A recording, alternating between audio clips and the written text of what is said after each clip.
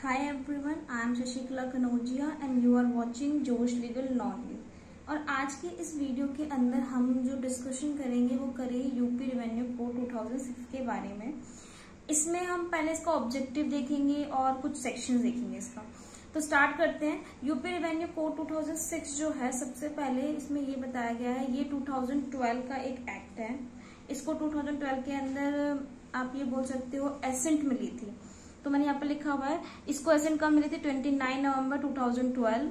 कुछ सेक्शन जो इसके एनफोर्स में थे वो 18 दिसंबर 2015 में आ गए थे, बट जो रेस्ट सेक्शन थे वो 11 फेब 2016 में आए थे। इसमें यूपी रेवेन्यू कोड 2006 बोला है, तो इसको एक्ट क्यों नहीं बोला गया, इसको कोड क्यों बोला गया? कोड का मतलब होता है कि हम बहुत सारे एक्ट में से या बहुत सारे लॉ में से उसे कलेक्ट करके एक कोड बना देते। तो यहाँ पर लिखा हुआ है, कोड का होता है collection of laws which already passed. ठीक है, इसमें टोटल चैप्टर 16 है, सेक्शन 234 है, स्केड्यूल 4 है। इसका मेन ऑब्जेक्टिव क्या था? यूपी रेवेन्यू कोड 2006 है, वो काफी इंपॉर्टेंट है।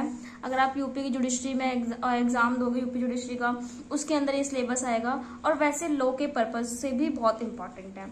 तो इसका ऑब्जेक्टिव क्या है? To consolidate and amend the law relating to land tenure, UP zamindari abolition and land reform act 1950 या land revenue UP and revenue act 1901।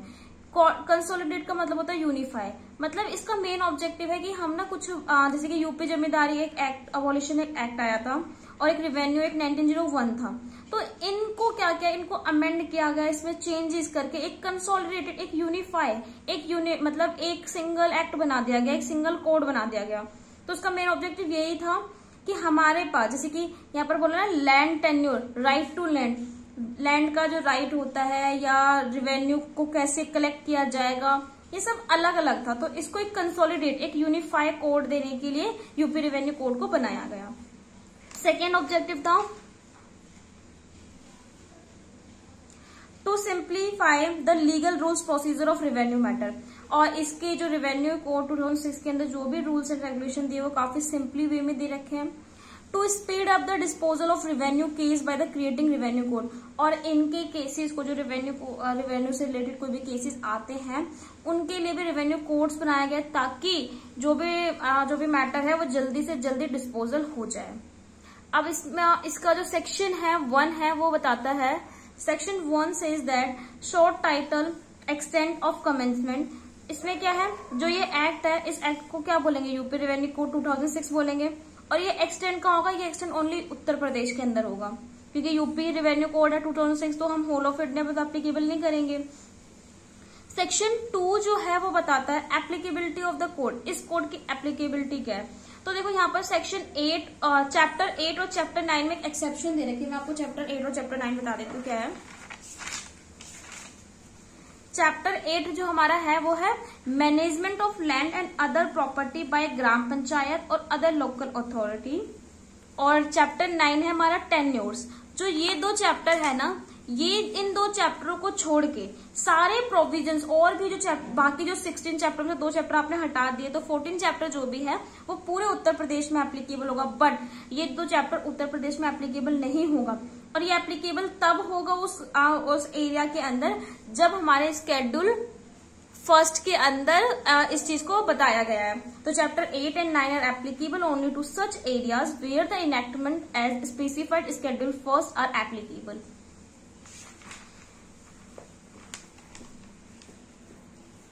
अब हम सेक्शन 3 पढ़ेंगे।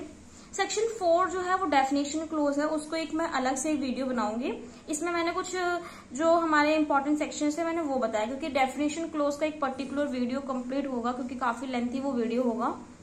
तो सेक्शन 3 के extent of the code to new area, जैसे कि मान लो उत्तर प्रदेश के अंदर कोई कभी न्यू एरिया को ऐड कर दिया गया, तो क्या होगा? क्या उस पर यूपी रेवेन्यू कोड 2006 जो है वो एक्ट कोड एप्लीकेबल होगा कि नहीं होगा? तो उसके लिए भी एक सेक्शन 3 जो है वो पर्टिकुलर दे दिया गया है, ताकि कोई भी बाद में जो भी हो कोई ऑब्जेक्शन ना उठा सके।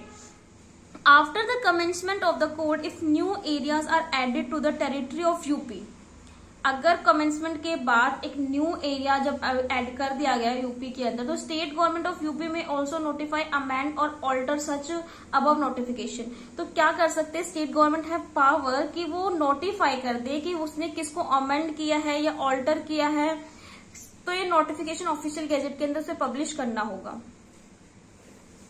अब सेक्शन 5 है, वो भी इम्पोर्टेंट है। सेक्शन 5 ज्यादा इम्पोर्टेंट है, तो इस पे आप इम्पोर्टेंट लिख देना, एग्जाम पॉइंट ऑफ व्यू से तो आना ही इम्पोर्टेंट।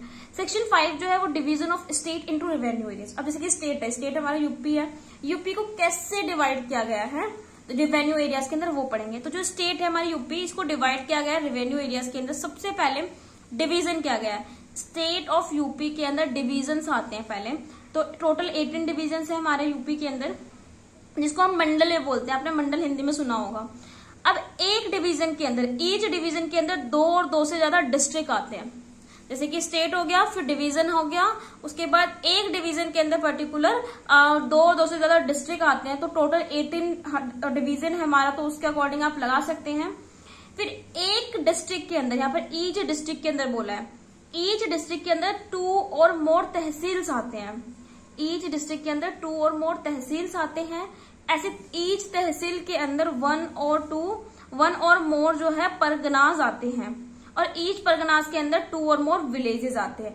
तो जैसे कि हम कहते हैं कि ये गांव है, विलेज हम बोलते हैं कि हाँ हम यहाँ पर जा रहे हैं, ये विलेज है। जैसे कि मान लो स्टेट ऑफ यूपी जो है वो एक पूरा उत्तर प्रदेश है, उसके अंदर क्या है, जैसे गोरखपुर एक डिवीजन हो गया, उसमें गोरखपुर एक डिवीजन है, लखनऊ एक डिवीजन है। इसके अंदर जो है डिस्ट्रिक्ट आएंगे, डिस्ट्रिक्ट के अंदर तहसील्स आएंगे, तहसील्स के अंदर परगनाज आएंगे, परगनाज के अंदर फिर छोटे छोटे जो विलेजेस होते हैं वो आते हैं।